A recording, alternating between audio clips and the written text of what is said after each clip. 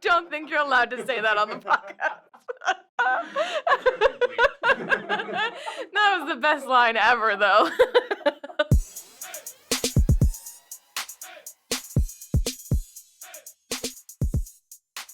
Welcome to episode 23 of the Humanist Agenda podcast. My name is Kenny. And I'm Rory. And I'm Sherry. How's everyone's summer? This is our summer edition. Yay! Yay, fun times. Yeah, we'll try to stay positive for the most part. I did so much better this week. Okay. I found a good topic. Okay, well, hopefully if we get into a rabbit hole, we'll pull ourselves back up. But for this episode, we're going to do a little bit of roundtable again, kind of pick a topic that has impacted human beings and kind of maybe give our little 5-star rating again. that Rory just hates. He cannot figure it out.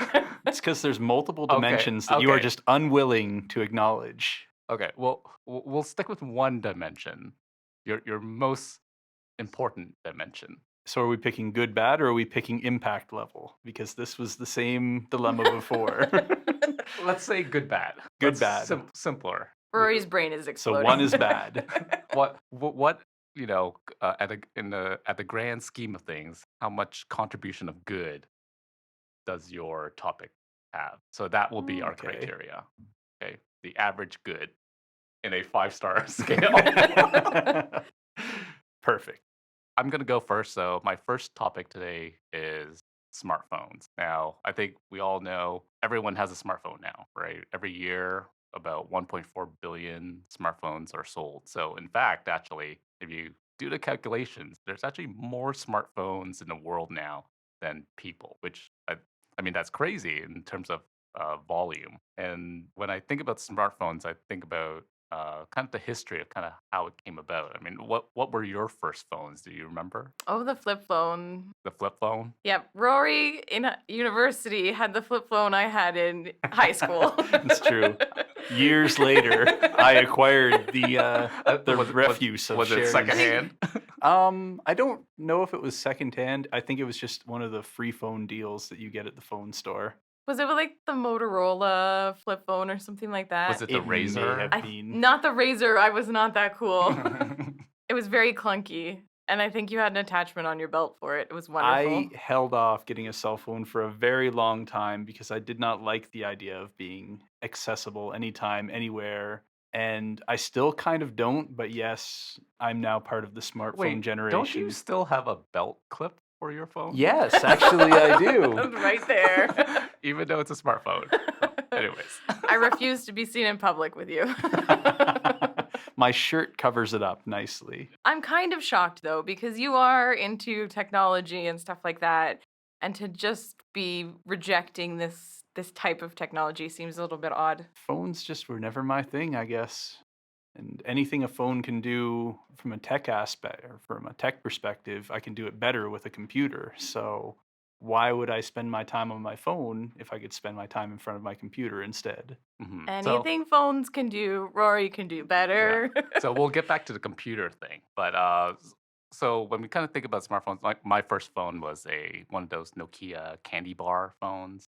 It was secondhand, really crappy, but it worked. It was a phone, and it took you ages to type out a text message. Oh yeah, you had to type the same number like 3 times. Exactly. Anything that awful. starts with a C or a G, that's just horrible. So so when you think about smartphones, I don't know about you, but the phone that pops into my head is kind of the iPhone. That was what really kicked off the smartphone revolution. And kind of think back, this was 2007 when Apple first released the iPhone. At that time, BlackBerry was the leader. They had the BlackBerry model out there, but everyone was into BlackBerries. They loved their keyboards. But then iPhone came out and everyone kind of just lost their minds because now you have some futuristic phone out there. I remember seeing like a FaceTime commercial or like a smartphone commercial where they were showing FaceTime. And so one of the partners was at home and one of the partners was in the grocery store, and they were calling each other through FaceTime to figure out what to buy at the grocery store. And I just thought to myself, why would anyone need this feature? Why do we need a video phone call?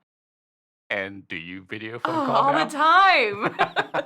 I now understand, but I did not understand when they first came Yeah. out. So, fun fact, did you know that when Apple was developing, their next generation product, the iPad actually came first? They actually designed the iPad, but then they thought, wait a minute, if we just shrank this, it would be an amazing phone. So they actually put the iPad aside and then just worked on the phone. So they So never released the iPad? Or did they release it and then they th- came out they with the re- phone after? they released the iPad after the iPhone, so the iPhone came first. So Oh. they actually designed the iPad first, but then they realized, wait, if we actually miniaturize this, this would be an amazing phone. So that's kind of a little bit of background, kind of the history of the iPhone. But at that time, BlackBerry was dominant. It was famously quoted BlackBerry thought the iPhone was a fake because they thought this could never exist in real life. Like who has the components to actually make the iPhone? And then again, famous people like Microsoft CEO Steve Ballmer basically laughed at the fact that the iPhone existed and no one would buy it because it was so expensive. But it was very interesting uh, from a technology standpoint what happened at that time because everyone had this perception that iPhones were expensive, and the common sense logic would be a competitor is going to come, beneath the iPhone with something cheaper and just wipe Apple off of the map. They'll just develop a cheaper version of the iPhone, which many people tried. Right, we have all these companies that tried to make cheaper versions, but there's been a lot of like business cases trying to understand what actually happened here because logically thinking, the iPhone should have just disappeared because it was just so expensive. So there's a business professor. His name is Clayton Christensen. He had this disruptive innovation theory where usually the low tech, low cost incumbent will come in and usually wipe out the expensive players. And you would assume that would have happened to Apple. So the question everyone had was why didn't actually happen to the iPhone? And the theory, just given what we've seen in the marketplace, is the iPhone didn't actually disrupt phones, for example. It wasn't the phone market that the iPhone disrupted. It was actually the computer market that the iPhone disrupted. So when you kind of think about what can your iPhone do, it can do almost anything your computer can. Only worse. Only word, but good enough actually, right? For like the majority of people out there. So compared to full computers cost so much more versus a phone. And the phone you can do a lot as well. You can do text messaging, you can call, but this where it really benefited people was in emerging markets, right? In countries that when you kind of think about countries like China, India, Africa, people there don't really have computers. Like the majority of people there actually just have smartphones. And what smartphones enabled was actually essentially a computer in your hand. And when you kind of think about the cost of a smartphone versus a computer, I mean, there is a reason why smartphones have exploded all over Asia and Africa and South America. And now people have access to information from the internet. They have access to GPS, and essentially it has kind of replaced the computer market. I So will grant you that being able to web browse with a phone that is just always attached to me because that's the way life is now, that is a convenience that I appreciate. yeah, I mean, when you drive or travel, I mean, you must use GPS, right? Because I have forgotten how to use a map. Oh, I don't know how to use a map. So I remember once I had to, I think it was like at a wedding somewhere out in the country, and I was like trying to get home, and I totally got lost, and I was in a random parking lot, flipping through a map with the light on, trying to figure out where I was and how to get back onto the highway. And I mean, like nowadays, that would never happen. My phone would just tell me where I need to go. I was in Detroit and I had my phone, but it costs money for international data usage, so I didn't turn it on, and I got lost in Detroit, and I was terrified. I had to stop at a convenience store and like put on my best, like I'm a little girl, please tell me where to go, and bat my eyes and figure it out because I was in a very sketchy area, and I was just like I have to get out of here. But I didn't know how to use a map. I didn't know directional. Like if somebody told me east, I would have just been like, okay, and then I would have just gone back to my car and What? driven and without knowing. You don't have a compass and Yeah. Yeah, so I totally rely on my GPS now. yeah, I mean, we're so reliant on our phones now because it just does everything for us, and there's just so many interesting innovations that kind of spawn from the phone. So now we have a lot of new industries that you could argue whether it's good or bad, but now we have like ride sharing, so like Uber and Lyft, and we have also essentially housing sharing through like Airbnb, and all of these were kind of enabled by mobile phones and the mobile infrastructure. So, and when you kind of think about Uber, for example, I mean that's just utilizing an asset that would otherwise just sit around in someone's driveway for no reason. So now people have the opportunity to actually create income. But although you're technically taking away someone else's income, but but it is a new industry, and it adds a level of convenience that we never had. So for me, I mean, smartphones has really kind of changed the world and really impacted us, good and bad. I mean, there's a lot of good stuff.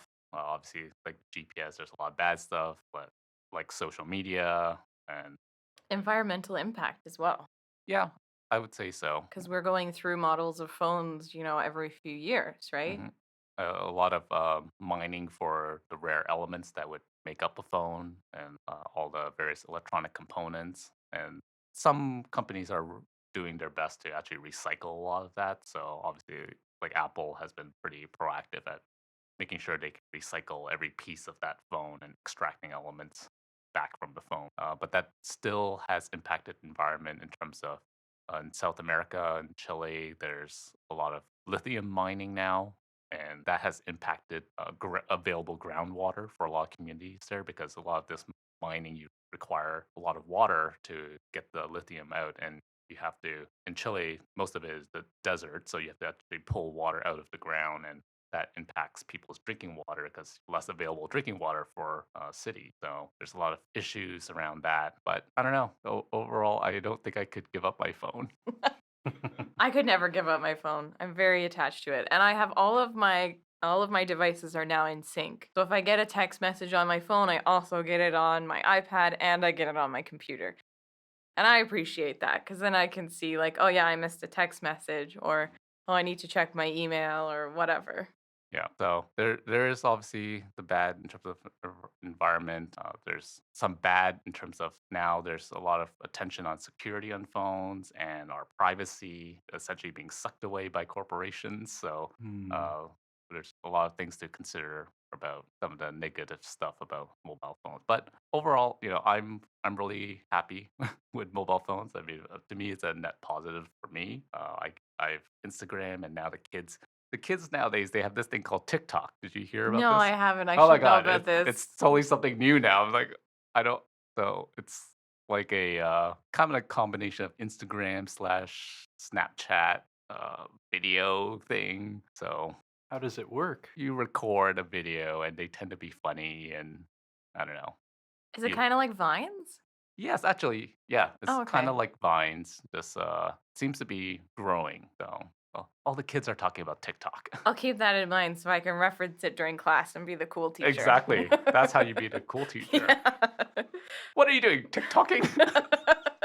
I barely understand Snapchat. Like, I don't understand these kids. I know. I still don't understand that. And there, I have a friend who is older, and he has Snapchat, and he told me that he was sending me a snap, and was like, I don't know what that means, and I don't know why are you doing this. I'd like to know what Rory thinks about our progression of cell phones and cell phone usages, because I know that you resent your phone. Largely indifferent. I know that's not a very Just like a cat, different.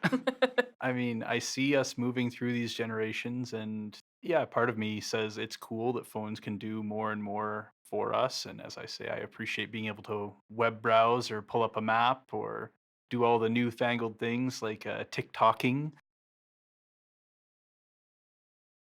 But And listening to podcasts. I had to Oh, show I him. like that. I had to show him. I had to download the episodes for us It's true. so that he could listen to the podcast. You did not know how to listen to us? On my phone, technically, no. But I was okay with that because I have other mediums that I prefer to do these sorts of things with, and the phone is Yes, just a phone. a mainframe computer that's the size of a house, right? That would be ideal, Do but you a desktop will do. do you still use floppy disk? I do not. Okay. See, you're mistaking me for a troglodyte in all aspects of my life. It is Rory? only the phones that I fall behind on. Do you still own a floppy disk? I don't believe so. I believe I've thrown out the last of them. Okay. Do you still own a CD-ROM? What's No. that? Do you have a CD writer in your computer? No, I don't.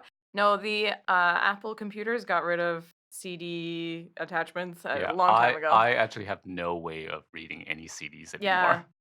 I have my PS4 that I think can play videos, like movies on Blu-ray, but I don't But why do you get need it when you Blu-ray have Netflix? movies. I know. I just download all my movies anyways. Netflix, who Yeah. needs CD-ROMs? Yeah. So, anyways, I am gonna give it a 4.5 stars out of 5 because I think it's just amazing.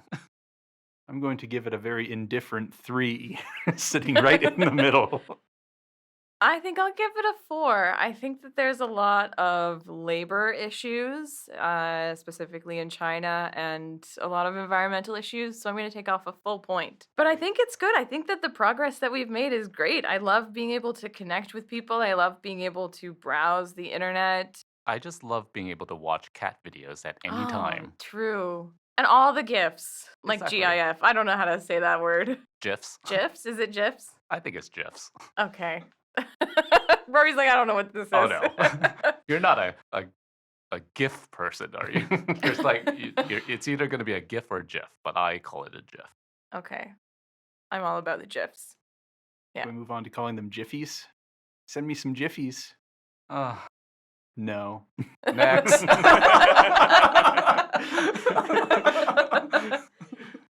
Well, that was good, Kenny. I will continue us on the technology train that we're going on.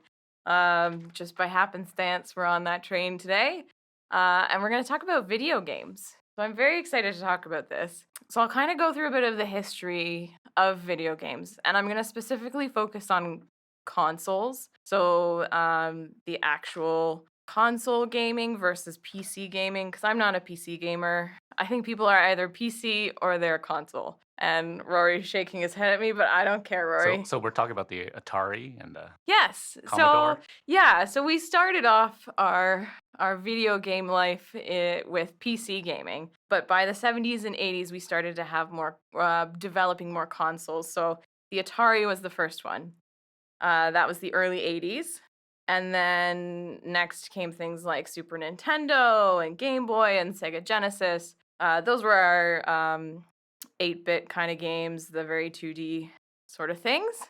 And we moved into a 3D generation of Xbox and PlayStation and that sort of thing. We also have a lot of handheld games. So like the Game Boy was kind of one of the first ones where you could actually take video games with you. Then with the development of smartphones, I think that, now we have a lot of smartphones that have games on it and things like that. And we've moved into things like the Nintendo Switch, which is like a console and a handheld, which is really cool. Yeah, so it's become easier and easier to be able to own your own video games and consoles and be able to play games. So I think that's kind of the history of gaming. I'm not going to go too much into it, but I think that video games, I kind of wanted to talk about them as a positive for humanity, because I know we're kind of bringing this back to a humanist perspective. So I wanted to talk a little bit about the storytelling aspect of it. I took an English course to upgrade so I can teach English at a higher level a couple years ago, so I could teach high school English. And what we talked about was using video games as literature. So literature has become so much more than just books and plays written on paper. It's become things like video games or graphic novels, or songs even. So I was really, my mind was kind of blown thinking about the fact that you can look at a video game and actually analyze it and think of it in more of an academic way. So I view video games as a positive and having a positive impact on young kids. The other positive aspect as well is video games have kind of again created a pathway for kids to learn programming, for example, and problem solving. So right now there are actually a lot of games, and I think some schools are actually implementing some games that tie into programming. Like you have to program your characters to do something, and learning a programming language is quite beneficial because there's a lot of logic involved in actually developing a program. And not only do you help develop a child's ability to kind of think critically and think in various logic and algorithms, but then obviously because they know programming, some kids will develop a passion for that and will hopefully one day basically have a career out of programming as well. And especially when you kind of see how the job space is kind of changing. I mean, there is a desperate need for more software engineers and programmers. Yeah, it's really interesting what schools are actually doing with coding and computers and that sort of thing. I've visited a lot of elementary schools, and they do have the game where you code at the same time you code to make a character do something or whatever. I was also in a music class where they were making their own musical instruments. So they were making them out of physical, cardboard and sort of thing, but they were also coding a program and connecting wires to their physical cardboard manifestations so that it became like a musical instrument that was able to be coded and used on a computer. It's very interesting what sorts of things schools are doing now. Yeah, and so I also judge science fair here in London every year as well, and every year I'm blown away by how kids have been progressing in programming artificial intelligence. Like every year, their artificial intelligence programs get significantly more and more complex each year, and I'm just completely blown away every time they start talking. I'm just like, oh my god, you're years ahead of me. I know, it's amazing, eh? Yeah. So, I mean, video games really help children do a lot of different things. You definitely the problem solving, working on coordination skills, so your mass motor skills, doing things like improving your attention. So you're visually trying to ignore certain stimuli and focus in on certain stimuli in order to achieve a goal. And you're also being cooperative. So you are trying to achieve a goal with other people. Potentially, when you get into online gaming, it's other people across other spaces that you can't see. Or in a game, you might be working with other characters that are AI characters. And look, I mean, the other reason to play video games is you can make money. Yes, you can. I don't know about that much about the Well, making money stuff. did you hear the news about this kid who won $1 million in a video game competition? I did hear that, yes. I just can't believe that. Like now, parents are not gonna be able to stop kids from playing video games because the excuse is gonna be, look at this kid. He played video games every day and he won $1 million.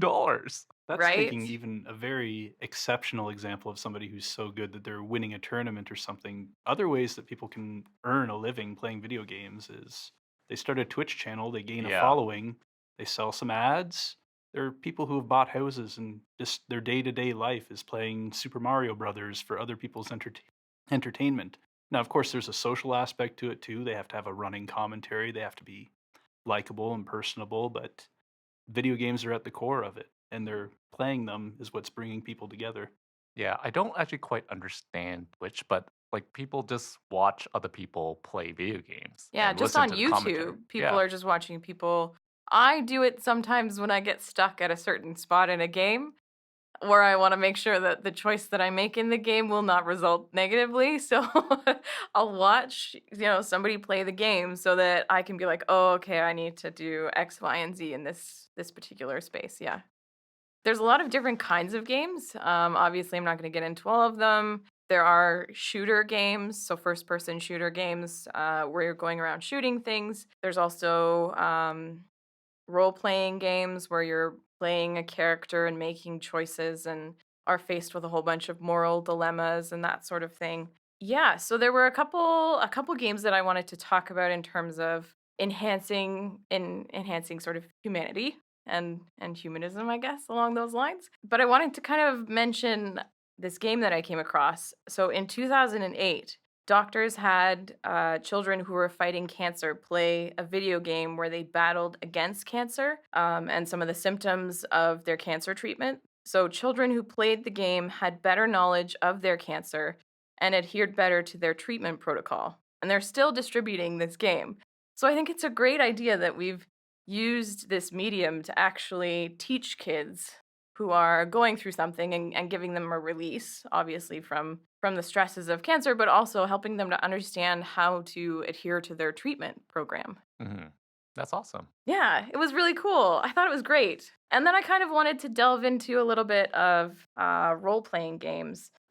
So Rory and we play video games with a friend of ours, and we were just playing a game called Detroit Becoming Human. So it was about androids, Okay. and it's set way off in the future where androids are actually looking like humans and they talk like humans and they've got AI systems, but they're not humans. So they've taken away some of the human jobs just by being able to perform tasks and that sort of thing. And so humans are very angry, so they've lost their jobs and they're blaming androids. And there's this very obvious connection to World War II, where Hmm. the androids wear armbands that you can see, and they're segregated. And yeah, so it was very interesting to watch and be a part of this sort of social experiment where as you're going along, you're realizing, oh yeah, this is kind of like the story of the Jewish people and how they were treated like they were not human. And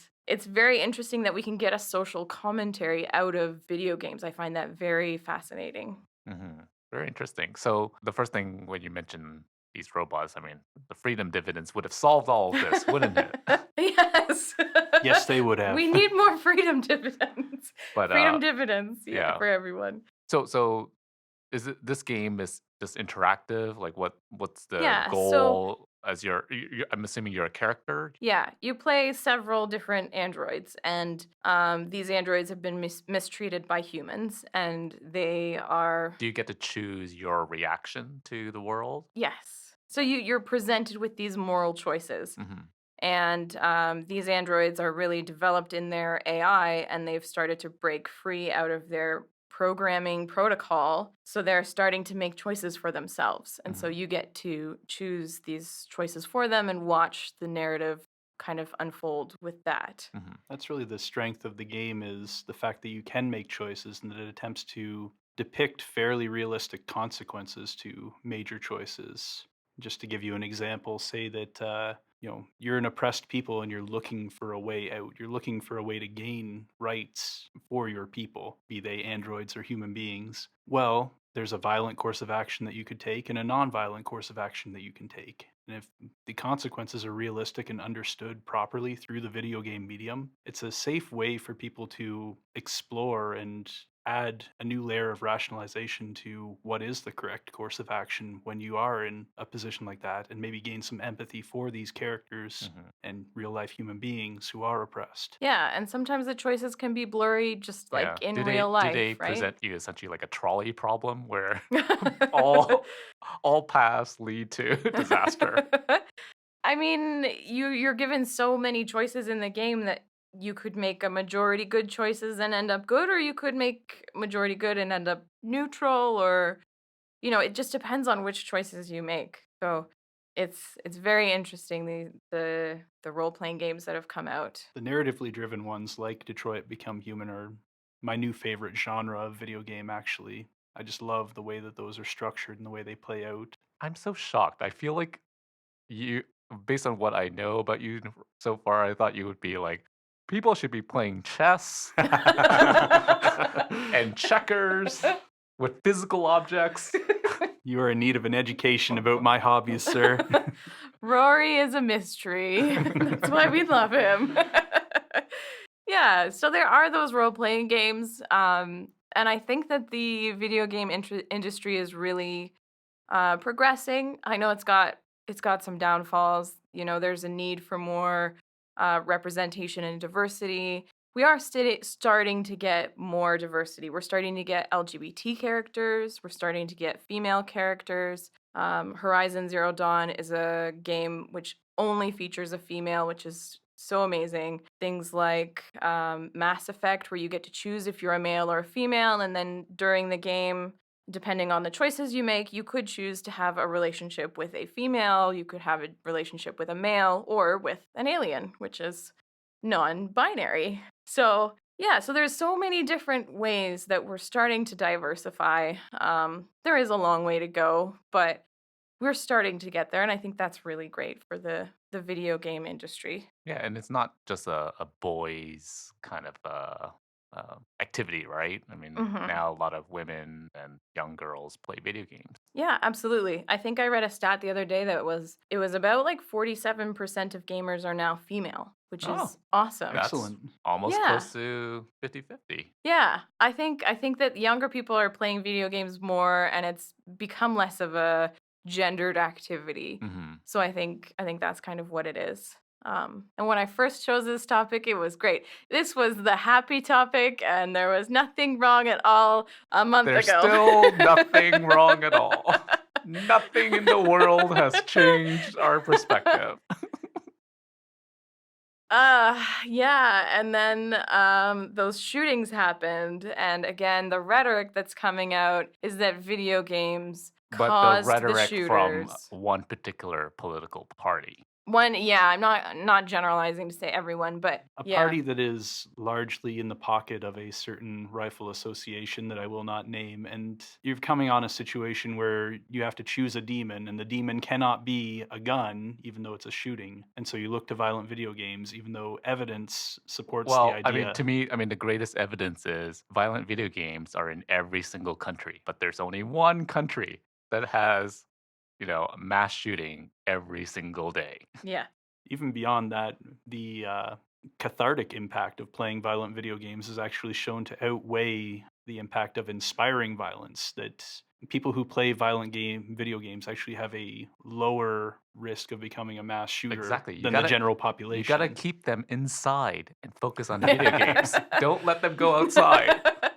Yeah, and I listened to a podcast called Pod Save America, and they were talking about this a little bit, and they talked about statistics where when popular video games come out, crime actually decreases during that period of time because, and who knows why, it could be that people are more interested in staying inside and not going out and committing You crimes. got They're committing keep them them out maybe of in the trouble. game or Keep the whatever. kids out of trouble. But or it could be that cathartic feeling of, oh, I have all these frustrations in me. I feel like the world is against me, so I'm going to use this media instead of, actually committing crimes. So I think, it's so misconstrued, and I think it's by people who don't understand video games. And I think it's been happening for so long. I remember when Columbine, when that shooting happened, they blamed video games. And And they it's blame music too. I yeah, recall Marilyn Marilyn Manson. Manson.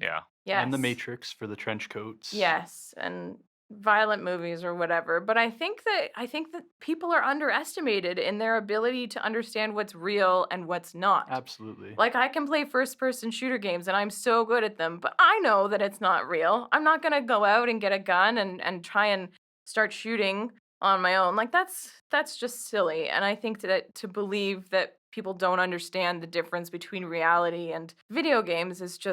just Well, they're looking for a scapegoat. totally. Yeah. So it kind of brought my topic down a little bit when I heard all of this. But Wah wah. I only bring it up to say that there are statistics out there that say that video gaming is actually good for you. It creates these abilities to multitask. It gives you a relaxation. It helps your motor skills. It's really good for people, and I don't think we need to be afraid of it anymore. And all that in addition to the increasingly progressive depictions that you were mentioning earlier that we're seeing in these new games.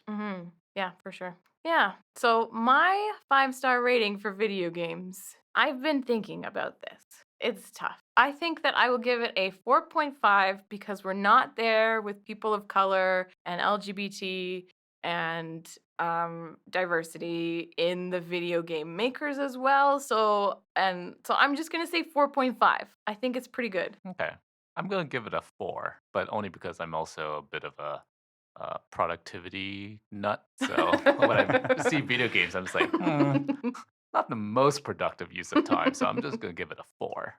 So I acknowledge its positive contributions to society, but I think it's the productivity is lacking there. Oh, I expect nothing less from you, Kenny.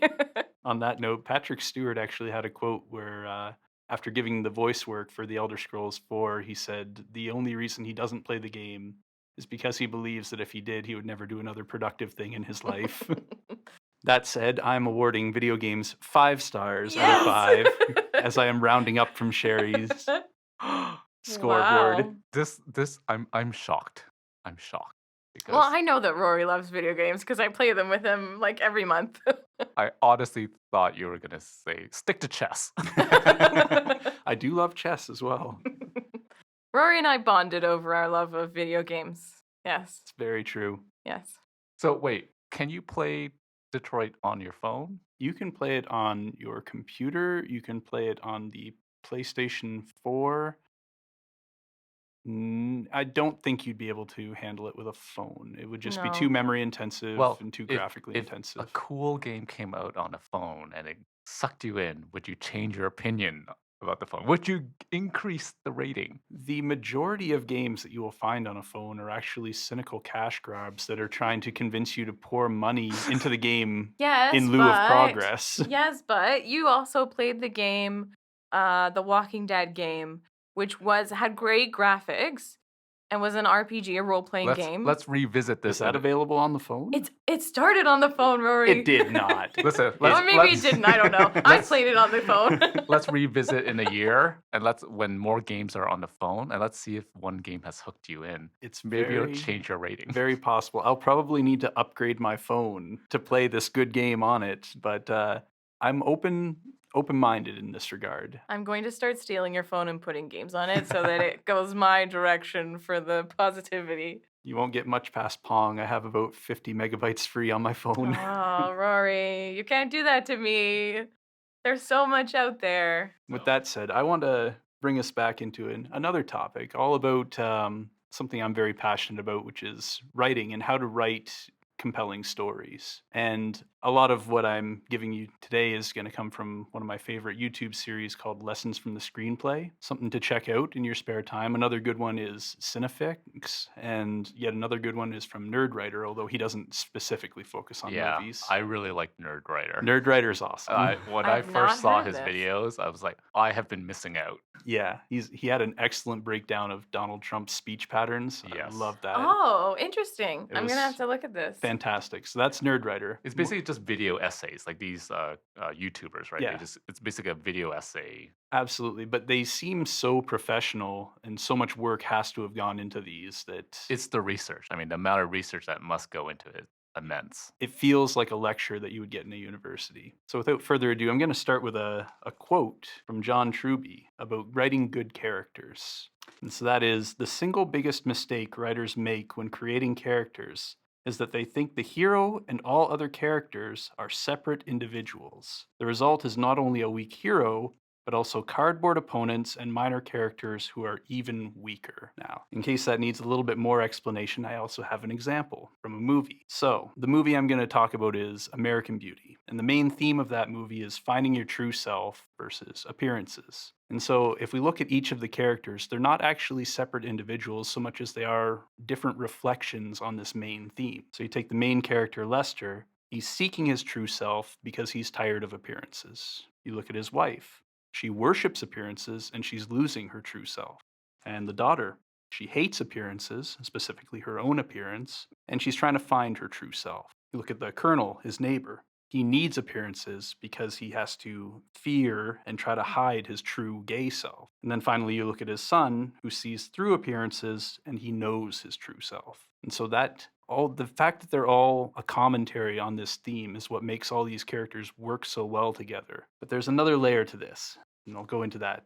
This is, again, from Truby. You have to be mean to your characters. He's talking specifically for writers here. You have to make them suffer and struggle. The action has to matter and it has to have consequences. You have to show them failing and learning from their failure. Because that's how they grow and that's how they gain the audience's empathy. And that's really what it's all about, gaining the empathy and creating that immersive experience, letting people see themselves through these characters and learn something. What are your thoughts on that? I feel like I've been talking for a bit. Well, to me, I mean, that's what makes really compelling stories when you have characters that obviously certain characters might have certain motivations, but if the motivations doesn't lead anywhere, it's kind of very empty. So, yeah, I definitely enjoy movies where you can see the layers and see how characters complement each other, so you can contrast. I mean, it just makes the whole experience much more better. And at least it almost, I mean, it gives the movie a point, right? And a purpose versus just I don't know. I don't want to bash any movies. I can't think of a movie to bash at the top of my head, but Yeah. Well, we're not here to bash movies so much as describe what makes good movies so compelling. And I want to talk a little bit about subplot characters. We're going to reinforce this point that you just brought up. The subplot character provides another opportunity to define the hero through comparison and advance the plot. So, ideally, they're dealing with the same problem as the protagonist, but they're dealing with it in a different way. And the example that Lessons from the Screenplay gave comes from Gone Girl, where the dangerous Amy, she framed Tommy for rape, and now she's framing Nick for murder. So we see the way that Tommy deals with this, and we see the way that Nick is learning from the way Tommy dealt with this, which ultimately leads him to realize that Amy can be tricked if you just perform the role of the man she wants you to be. And that's how he ends up saving himself. Yeah, that's all I had to say about that subplot character. Any thoughts from you, Sherry? Well, I think that we watch movies because we want to see ourselves on screen and we want to relate to things. One of the reasons we might watch it. We don't always watch. Sometimes we watch for fantasy reasons or whatever. But I think that it's interesting when you say when you're talking at the beginning about how the hero is not separate from all of these other characters, you know. So to think that everyone relies on other people, like you're never really alone in this world, and so we can kind of see how the community of people, the community of characters comes together. Yeah, definitely. The interconnections are all there, and they all work together to provide some kind of point to the Mhm. story that's being told. And I Mhm. think that we can relate to that sort of when we're watching it. I have one last character to talk about, and that's the great antagonist. And Lessons from the Screenplay uses the example of the Dark Knight's Joker. And so, again, I'm going to start with a quote, this time from Robert McKee, who wrote the book Story. A protagonist and his or her story can only be as intellectually fascinating and emotionally compelling as the forces of antagonism make them. So we have to have a powerful villain or a powerful antagonistic force because that's what makes the struggle more difficult for our hero and thus a lot more interesting. So if we look at the example of the Joker, he has several ways in The Dark Knight of disregarding Batman's physical strength, which is Batman's greatest attribute, that his ability to intimidate. And he creates all these different situations where a fist fight isn't going to be the key that solves it. And to hark on the point that the Joker is preying on Batman's weakness, he creates chaos and he kills people. And he creates this situation that challenges Batman's core moral code that Batman cannot kill someone. But it seems like the only way to stop a villain like the Joker is to kill him. And so that's how the Joker consistently gets the better of Batman, but also takes him into deeper waters that we wouldn't otherwise find him, such as when he puts forth the ultimatum that Batman either gives himself up or the Joker's just going to kill more and more people. And Batman eventually reaches the conclusion that he can't beat the Joker on these grounds and he's ready to give himself up. It's only the Harvey Dent character that prevents that from happening. So we learn what the limit is to Batman's resolve because of the Joker and because of the way the Joker is preying on Batman's weaknesses. Just makes him such a more interesting and compelling villain. But Mhm. your thoughts, Kenny? My favorite villains are villains that believe they are doing the right thing and really, and not some. It can't be some really corny reason, but I mean, stories where good and bad really kind of blur the lines and where there's a lot of gray. Like I really love TV shows and movies that just have a lot of gray because to me it just reflects reality because it's we don't live our lives when we interact with people thinking there's good versus bad 24/7. There's a lot of gray. Everyone's imperfect and flawed, and I mean that's for me that's very compelling when I watch that because it for me it's just more refreshing because I've seen too many movies where it's just good versus evil. Hmm. And it's always good versus evil, and you never quite understand why is this person evil? Why is this person such a dick? Kenny, did you ever watch Dr. Horrible's sing along blog? Yes, Yeah. love it. And it was a TV series when the writers were on strike, but it's sort of it's as long as a movie, and it's about a villain who you're actually rooting for because he's this sweet guy and he just Yeah, wants to but fall in love. the hero was awful. The hero was a jerk. Nathan Fillion is the best jerk He was ever. a wonderful jerk. Love him. The hammer is. I don't think you're allowed to say that on the podcast.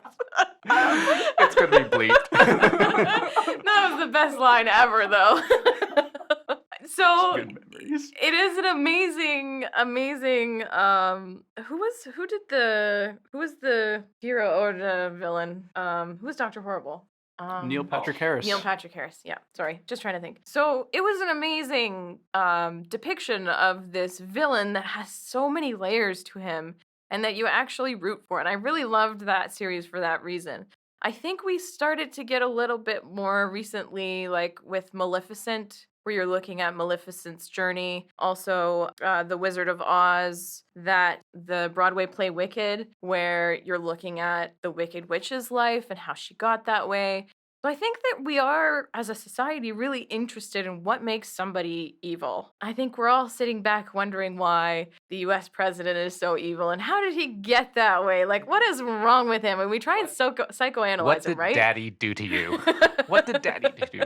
I think we're maturing to the point too where more and more people are wanting what Kenny wants, which is a villain who we can see through their eyes and see how they're not twirling their mustache, but they're just a person with a separate set of That you goals and a separate point of empathize. You view. empathize with the villain. Yeah, we get it. We may not agree with them, but we understand the logic of what drove them to do what they're doing right Mhm. now. And given another perspective, they could be the protagonist of this story. And I think that's interesting because you look at the villain as somebody who had something happen to them where everything just then went totally wrong. And I think that happens to us a lot in real life. Big events happen to us and we have the choice to go either direction, you know what I mean? And it's kind of like you want to make the right choices and that sort of thing, but you also want to understand maybe why people don't make the right choices. And I guess we don't always make the right choices. And it's a good learning experience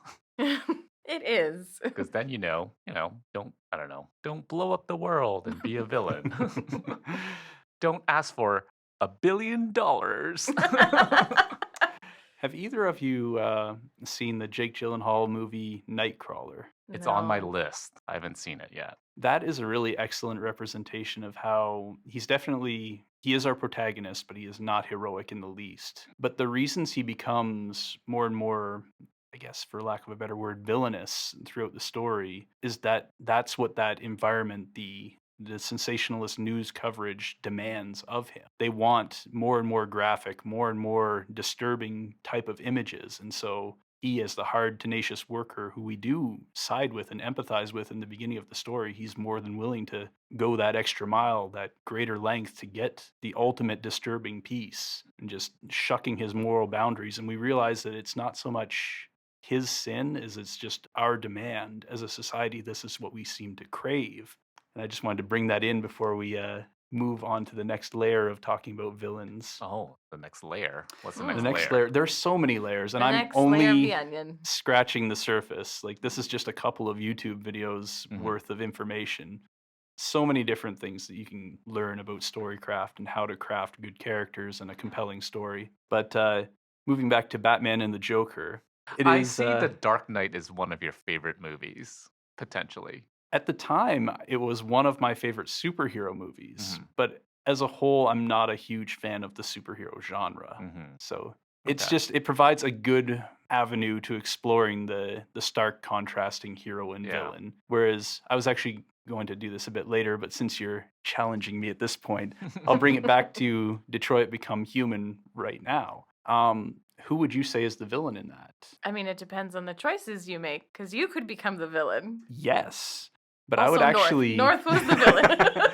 I would actually say if I was going for an overarching villain for that story, the villain or the force of antagonism that our three protagonists are meeting up against most often is actually public opinion itself. They have to sway this public opinion and change the perception that they're just objects who can be used and disposed of. So really different way of looking at a villain, but obviously very compelling as I love the story. Yeah, humanity was often the villain in that story.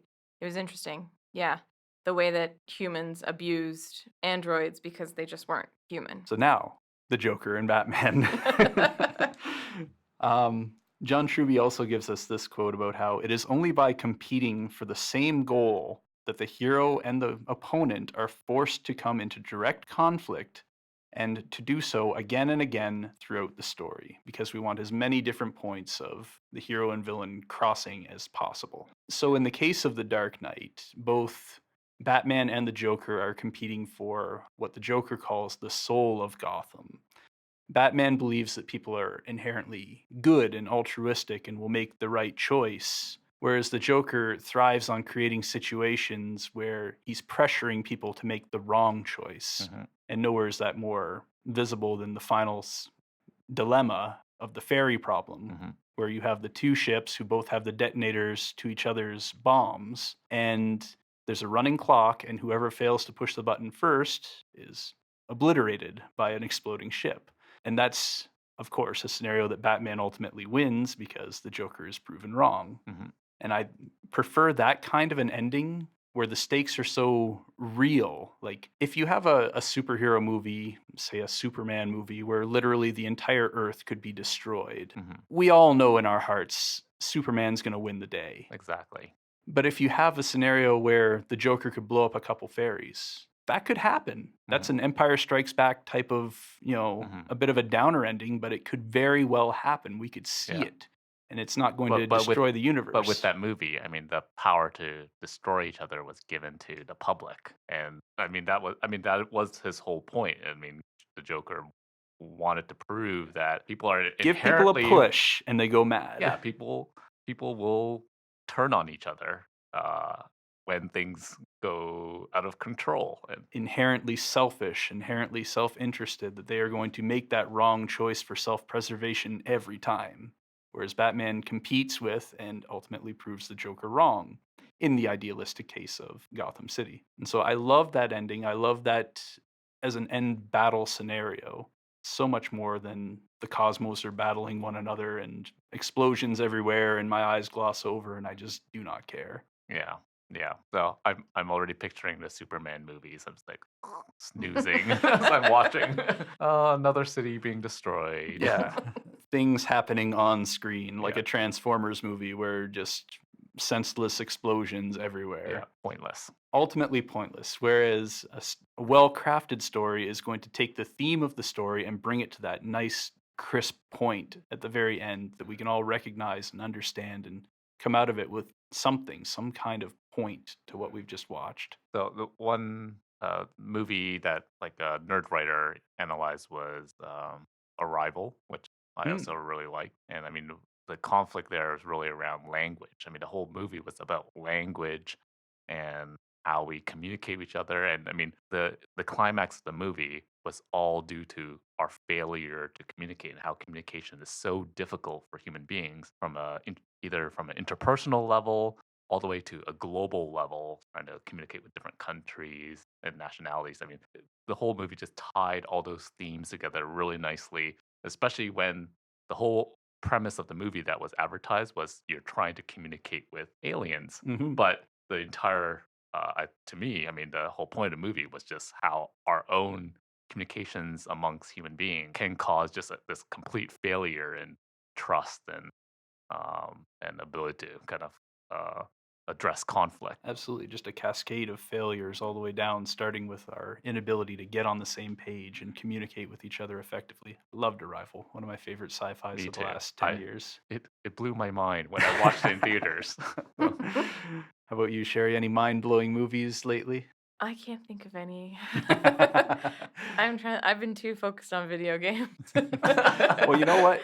see, It's all about this is stories. another point about video games. It just Although distracts you from other things. TV I have been watching, and I know I sort of when we first came in, we were talking a little bit about TV before we started recording, and Handmaid's Tale is one that I'm very much in, and it is a lot about communication as well, about being able to convince people that this is the way you should live, and they're really forcing it down people's throats, and They definitely yeah. nailed that tone of oppression. The whole time watching Mm. Handmaid's Tale, I felt oppressed. Like I felt like I was in a box and I desperately wanted these characters, my surrogates, to get out of this box somehow. And it Mhm. became so frustrating the more they met every dead end and every instance where they weren't able to defeat this horrible antagonistic force of oppression. And in the third season, we're getting a look more at the villains as well and seeing them as human and understanding that sometimes, some of them felt like they made mistakes in creating this society because it went too far. They had this smaller vision and it just the ball kept rolling and they couldn't stop it, right? Mhm. So it's interesting to look at the Did it layers. kind of walk through? I mean, they did it because it was the only way for them to survive in that society, or For some of them, we don't get the backstory on a lot of it. okay. We just see, certain characters feeling regret and remorse and trying to make it right and trying to clean up their mess now. So do you get the sense? I haven't kept up with the episodes. It was too much and too depressing for me by the end of season 2. Has it become something like a Frankenstein's monster where it's grown beyond their control and they don't even know how to challenge their own system anymore? I think a little bit for certain characters. Hmm. Are there Certain still true believers out there Oh too? yes, yeah. Yeah, it's still clearly being run by a bunch of true believers, but there are people within, the creators of of the society that are starting to regret what they have done and they can't stand up to it because the groupthink has decided that this is the way the society is going to be. Praise be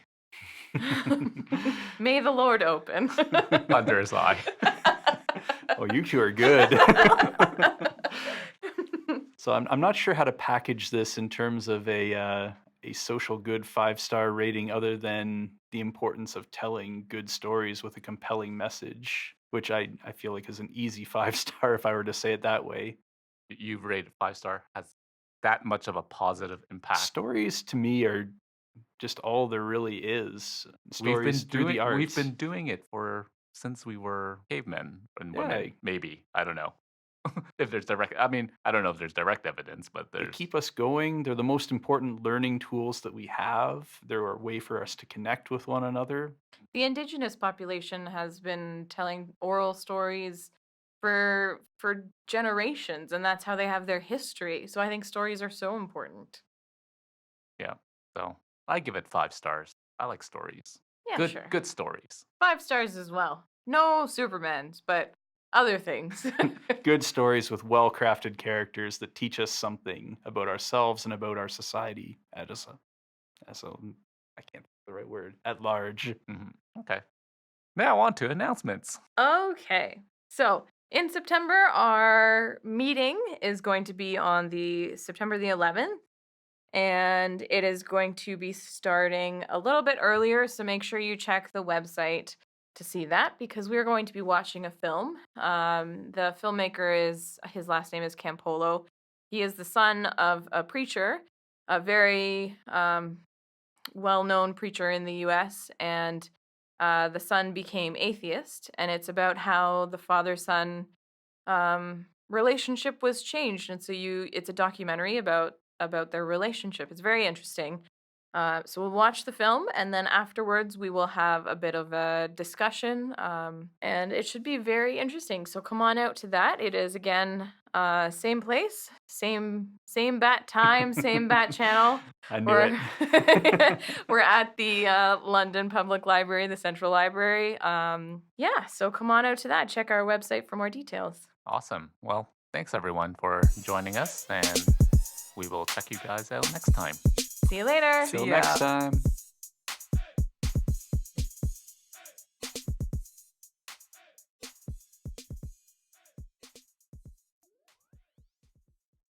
Who actually owns their own printer now? I thought you might. Oh, but I'm you're a teacher. teacher. I need to. I actually own a laminator as well. A laminator. A tiny You laminator. can make my fake ID for me since I I can't buy booze at could. the alcohol store. That's is why like- I got it. That's like the most teacher thing I've ever heard. I'm a laminator. It's awesome. I love it. I need more things to laminate. I'll start working on your ID. Sweet.